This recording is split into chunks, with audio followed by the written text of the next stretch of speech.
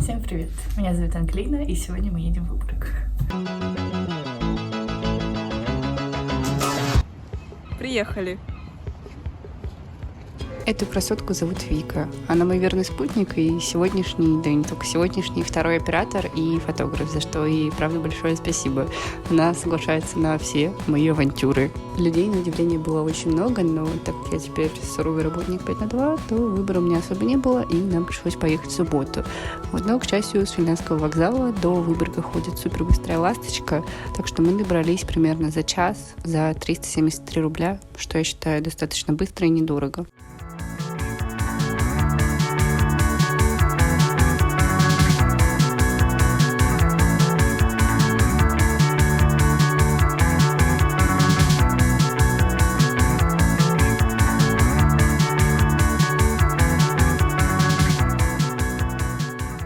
По приезду нас встретил достаточно скромный вокзал, и из навигации рядом была только старая карта, но Выборг в целом небольшой город, поэтому потеряться там было бы довольно сложно.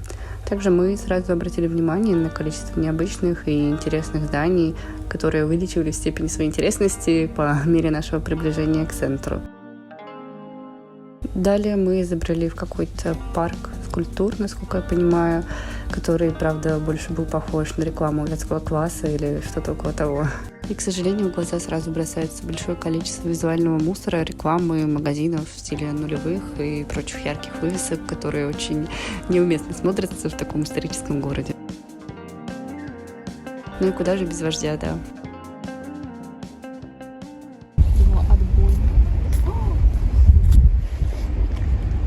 На самом деле, когда я вижу брусчатку, сердце мое трепещет, конечно. Как только мы вышли на более-менее интересную улицу, мы сразу расчехлили свои фоторужья, потому что в первую очередь мы приехали, конечно, сюда пофотографироваться.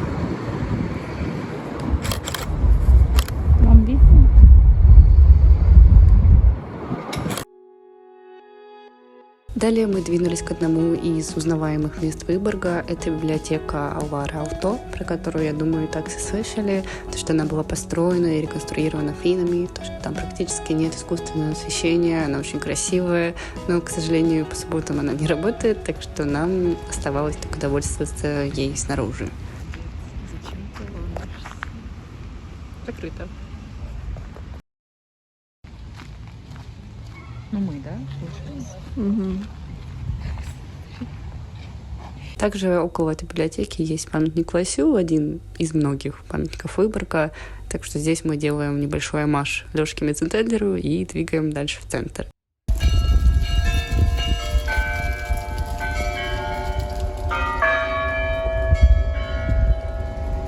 Каких-то красивых исторических зданий становится сильно больше, и тут мы случайно натыкаемся на Эрмитаж Выборг, который также служил крепостью при осаде. Ну как можно было одеть, блядь, фиолетовые штаны Я в ахуе сегодня за стиля своего. Что это? Фиолетовые штаны с красной черной штукой. Надо было черные штаны одеть. У меня нету черных.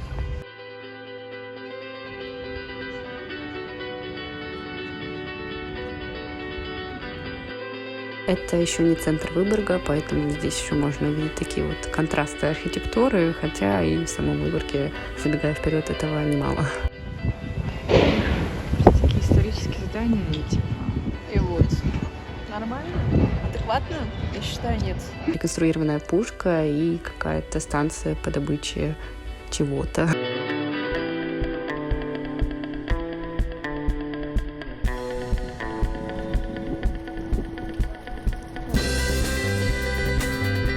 Пройдя вдоль набережной, мы увидели башню ратуши, единственную сохранившуюся башню средневековой городской стены Выборга, а далее направились уже главной, так сказать, открыточной улицы города.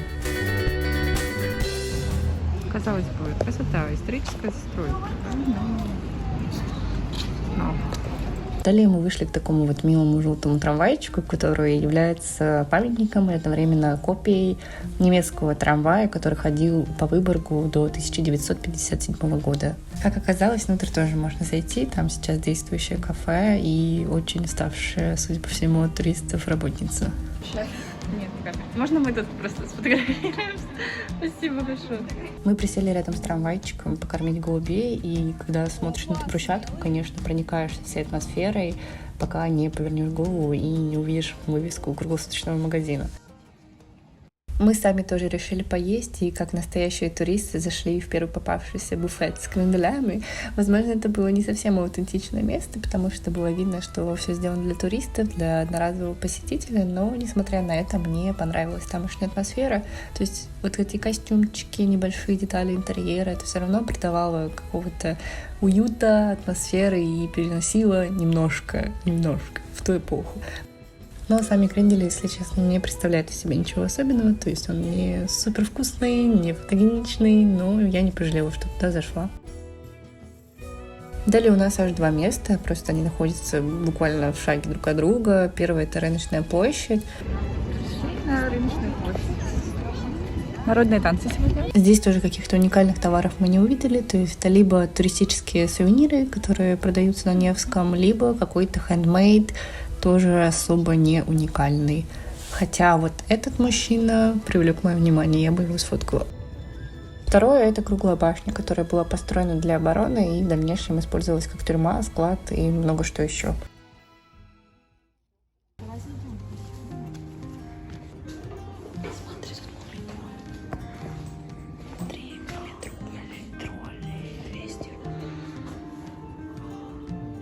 Далее мы просто гуляли по центру, заходили в какие-то необычные лавочки, и здесь мне понравились вот такие миниатюрные деревянные домики, мумитроли, ну и, конечно, игрушки, куда же без игрушек. Следующее место — это самый старый жилой дом в России. И мне всегда, конечно, грустно видеть, в каком состоянии находятся такие места. То есть у самого старого жилого дома, конечно же, пластиковые окна.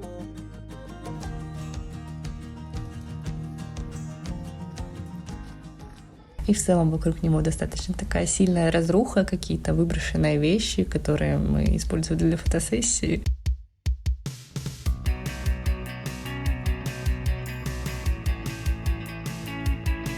Ёбаный пакет мешает мне.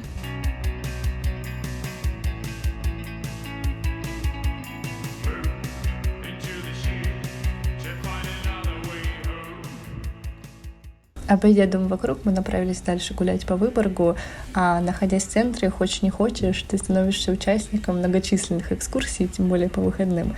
И к одной из таких мы немножко нелегально присоединились, и к нам подошел один молодой человек. Что случилось?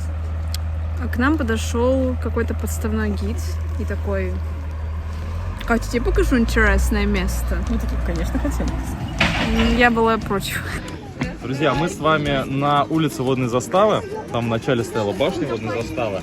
И эта улица имела статус самой красивой улицы Финляндии в 19 веке. Посмотрите, какой вид открывается на часовую башню и все этапы ее строительства. Город рос шире, а башня настраивалась.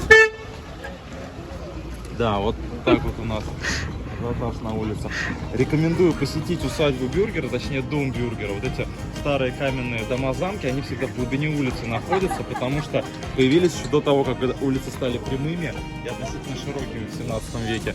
И, конечно же, самый интерактивный, вообще самый атмосферный музей — рыцарский зал, камера пыток. Здание вот костела Гиацинта, тоже конца 16 века. Друзья, проникнитесь атмосферой Выборга, оденьте доспехи, женские платья, а в подвале здания 16 века ощутите эстетику вообще средневековой и проникнитесь историей среднеевропейских наказаний вместе с палачом нашим уникальным. Сейчас набатный колокол отбивает время, а когда-то набатный колокол был тревожным, и башня была пожарной каланчой, предупреждал об опасности. Спасибо вам большое. Пожалуйста.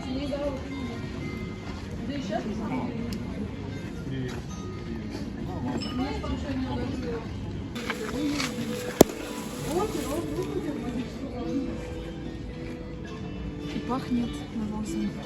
Точно средневековые. Настоящее средневековье. И вот не спеша мы уже дошли до, наверное, главной достопримечательности Выборга, но, к сожалению... Замок на реставрации. Но, несмотря на это, замок все равно производил сильное впечатление, и, мне кажется, мы смогли сделать пару хороших кадров.